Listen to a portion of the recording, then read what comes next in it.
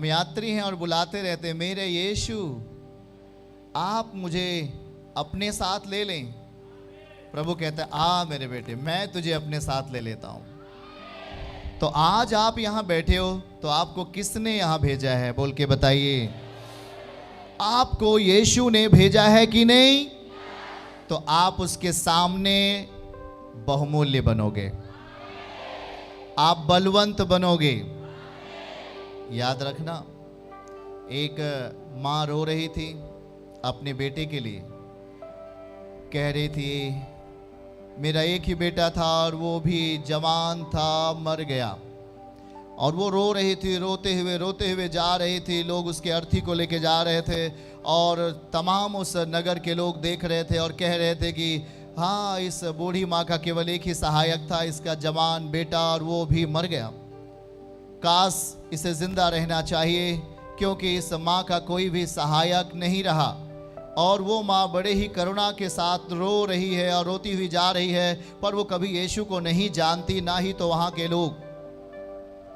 पर वो बड़े ही दर्द के साथ कराह रही थी और रो रही थी। वहाँ शांति नहीं थी, क्योंकि मृत्यु ने वहाँ पर शांति को हटा दिया था। वहाँ कोई शांति नहीं थी, वहाँ वो यीशु नहीं था। और इसलिए सब कुछ संसार के मनोवृत्ति में चल रहा था, संसार के सोच और विचारों में सब कुछ वहाँ भाग रहा था। लोग इधर से उधर भाग रहे थे, लोग ये कह रहे थे, लोग वो बोल रहे थे, ये कैसे मर गया है, कैसे हो गया है, क्या इसने माँ ने पाप किया, क्या इसने पाप किया, क्या इसके वंशजों ने पाप किया, और तमाम बातें आपके चारों तरफ हो रही थी। पर वहाँ कोई ये नहीं कह रहा था माँ चुप रह, तुझे शांति मिले, कोई ऐसा नहीं कह रहा था। पर सब लोग उस मृत्यु पर उलाहना दे रहे थे और माँ बड़े ही कराह कराह के रो रही थी अपने उस जवान बेटे के मृत्यु की दशा को देख करके। वो रो रही थी, आशाएं वहां नहीं थी, वहां शांति नहीं था, वहां प्रेम नहीं था, वहां किसी प्रकार का मन में कोई भी धीरज नहीं था। सब कुछ उस मां के लिए खो गया था, क्योंकि एक ही जवान बेटा था और वो भी मर गया, और जवान होकर के मर गया। और जब उसकी अर्थी को लोग लेके जा रहे थे तो बड़े ही सबके आंखों में आंसू था। ओह जवान बेटे, इसे मरना नहीं चाहिए, इस बूढ़ी स्त्री के बेटे को मरना नहीं चाहिए करके सब लोग एक दर्द से कराह रहे थे। कुछ ही क्षणों में यीशु उस नाइन नगर के नजदीक से होकर जा रहे थे। प्रभु ने देख लिया और कहा, ओह इस मां का करुणा और इस मां की जो तरस है, इस मां के अंदर जो एक दर्द भरे आंसू निकल रहे हैं। यीशु को अपनी ओर खींचा। वो रो रही थी, वो चिल्ला चिल्ला कर अपने सर को पीट रही थी, कह रही थी मेरे बेटे तू क्यों मर गया, क्योंकि तू ही मेरा एक सहारा था, तू ही मेरा एक बचाने वाला था, तू ही मेरी बुढ़ापे का एक लाठी था। और बहुत सारे क्रूर व्यक्ति भी वहां थे जो कह रहे थे कि हाँ इसने बहुत बुरा किया, इसलिए ऐसा इसके साथ हो गया। कुछ भी वहां और लोग थे जो संतावना की बातें नहीं दे रहे थे, कुछ भी उस मां को बल नहीं दे रहे थे, परंतु कह रहे थे कि हाँ इसने कोई पाप किया, इसने कोई गुनाह किया। पर वो लगातार रो रही थी, शायद उसके हड्डियों में ताकत नहीं था, एक लाठी के सहारे वो चल रही थी। और मां कह रही थी मेरे बेटे तू मुझे छोड़कर क्यों चला गया।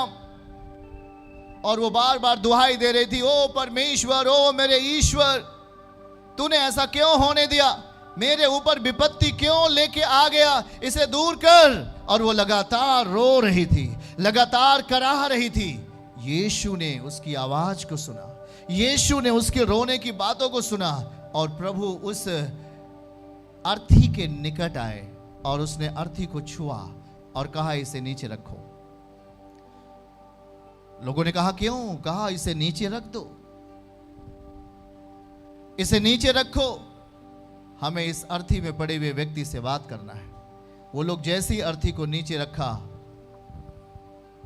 मां लिपट के रोने लगी, प्रभु से पांव में पड़ गई और वो रो रही है मेरे बेटे को वापस लाइए करके।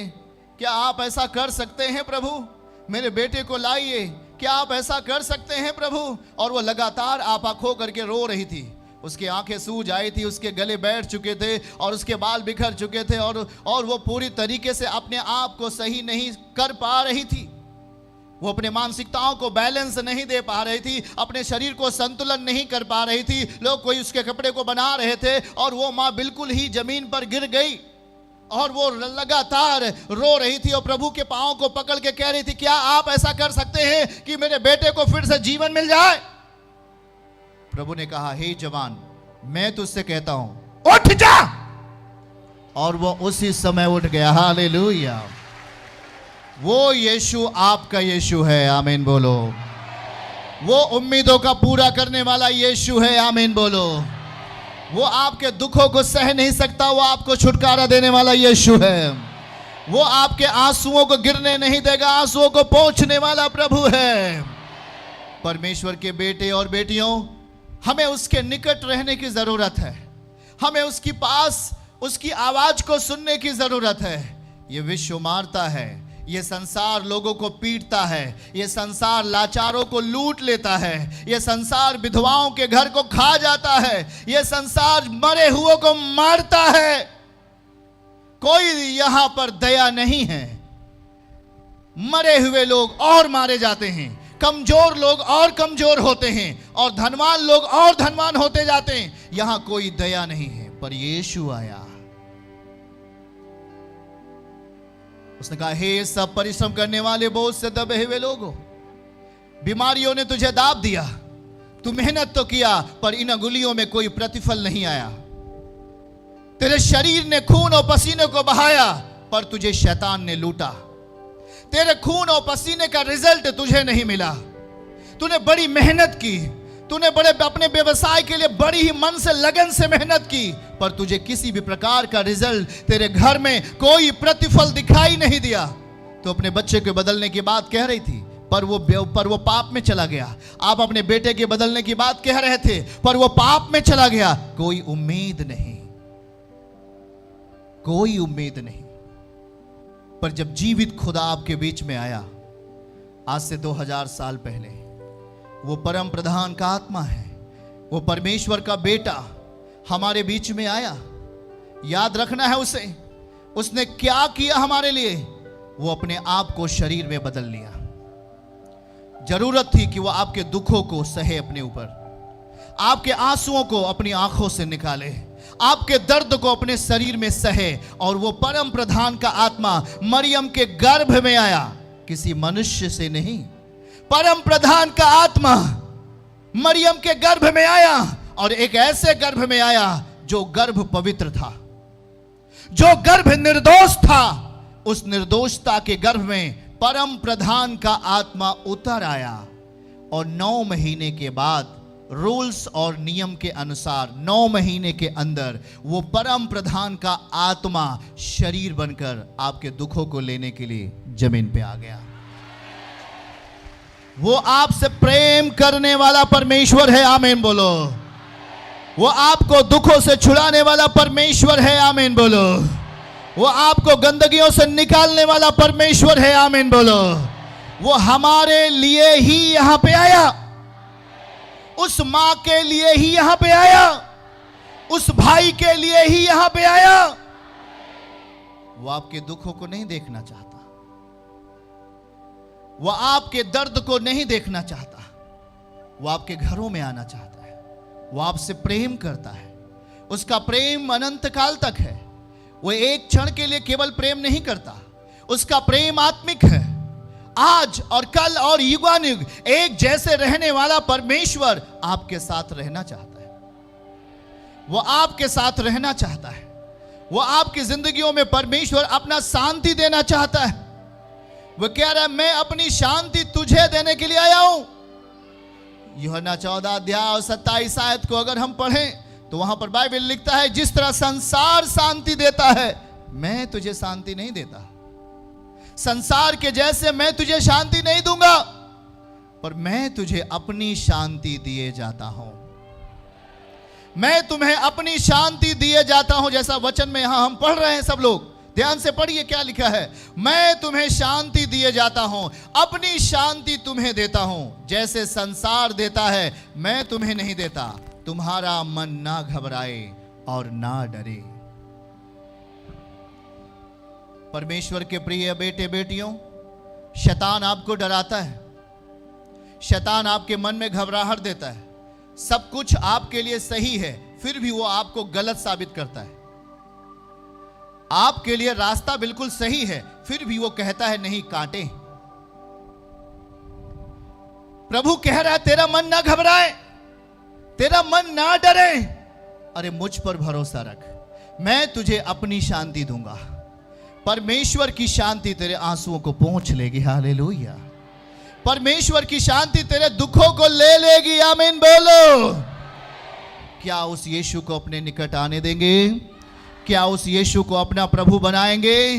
वो कहता है मैं अपने लोगों को कभी ना छोड़ूंगा, मैं कभी ना त्यागूंगा। यूहन्ना 3:16 में लिखा कि परमेश्वर ने जगत से ऐसा प्रेम किया कि उसने अपना इकलौता बेटा दे दिया, ताकि जो कोई उस पर विश्वास करे वो नाश ना हो परंतु अनंत जीवन पाए। वो आपको बीमारियों में मरने के लिए नहीं बुलाया, वो आपको कर्ज में सुसाइड करने के लिए नहीं बुलाया, वो आपको भीख मांगने के लिए नहीं बुलाया, वो आपको सताव में जीने के लिए नहीं बुलाया। पर प्रभु कहता है मैं तुझे बहुतायत में रखने वाला हूं, यीशु के नाम में। क्या उस बहुतायत में देने वाले परमेश्वर को आप अपने जीवन में स्थान दे सकते हैं? वो आप में जगह पाना चाहता है। याद रखो कि जब आप पाप से जन्म लेते हैं, आप जैसे ही पाप में जन्म लेते हैं, पाप की चीजें आप में बलवंत होती हैं और इस संसार की तमाम गुनाह की बातें आप में अच्छी लगने लगती हैं। इस संसार की तमाम पाप की बातें आप में जोर पाने लगती हैं और आपके हर कामों में वो हस्तक्षेप करती हैं। शायद वो आपके परिवार का कोई काम है, शायद वो शादी विवाह का कोई काम है, शायद कोई अच्छा काम है जो आप अपनी लाइफ में करना चाहते हैं, पर इस पाप की आत्मा आपको उस पाप में ढकेलती है और आपको अच्छे फल से दूर ले जाती है। किसी ने कहा कि मैंने 7 बार प्रयास किया और 7 बार में फेल हो गया। किसी ने कहा कि मैंने 5 बार प्रयास किया, मैं 5 बार ही फेल हो गया। किसी ने कहा कि मैं 10 बार प्रयास किया और मैं सफल नहीं हो सका, आखिर में सुसाइड करके वो मर गया। उसकी आशाएं वहां नहीं। संसार में कोई आनंद आपके लिए नहीं। कुछ ही क्षणों के लिए आपके सामने कुछ चीजें आती हैं, फिर वो पुरानी होकर के और खत्म हो जाती हैं। पर यीशु क्या कहता है? मेरे बेटी और बेटियों, जब आप उसके पास आओगे, याद रखना वो कहता है मैं तुझे बहुतायत में लेके चलूंगा, यीशु के नाम में। प्रियजन, आज आप जानते हैं कि जब आप बुलाए जाते हैं तो परमेश्वर आपके लिए क्या कहता है। जब आप इस दुनिया में खो गए होते हैं पाप की दशा में, जब आप इस दुनिया में खो गए होते हैं गुनाह और व्यभिचार की दशाओं में, जहां पर दुष्ट आत्माएं आपके घरों में, आपके बच्चों में बल पाती हैं और उन्हें पागल बना देती हैं और उन्हें किसी ऐसे काम में जोड़ देती है जहां पर उनके लिए नफरत पैदा होती है। आपके फैमिली के पर्सनों को ऐसे जगहों पर ले जाके खड़ी कर देती हैं जहां पर आपके लिए कोई आशा नहीं होता, जहां पर आपके लिए कोई ठहराव, कोई आनंद नहीं होता। आप सोचते हैं क्या है दुनिया बनाने वाले, मेरे लिए क्या यही दुख है? पर आज पूरे विश्व के हर एक जन से परमेश्वर कहना चाहता है मेरे पास आ, मैं तुझे विश्राम देना चाहता हूं। याद रखो कि विश्राम पाने के लिए, हमें सही जगहों में बढ़ने के लिए, हमें सही जगह में प्रतिफल पाने के लिए, हमें सही जगह पे ठहराव होना जरूरी है आपके लिए। आमीन। चर्च की सभी प्रार्थनाओं को और परमेश्वर के दास के द्वारा टीचिंग सुनने के लिए और अपडेट्स को जानने के लिए हमारे इस चैनल को सब्सक्राइब करें और साथ में बेल आइकन को दबाएं, ताकि जब भी लाइव प्रार्थना हो तो सबसे पहले आप देख सकें।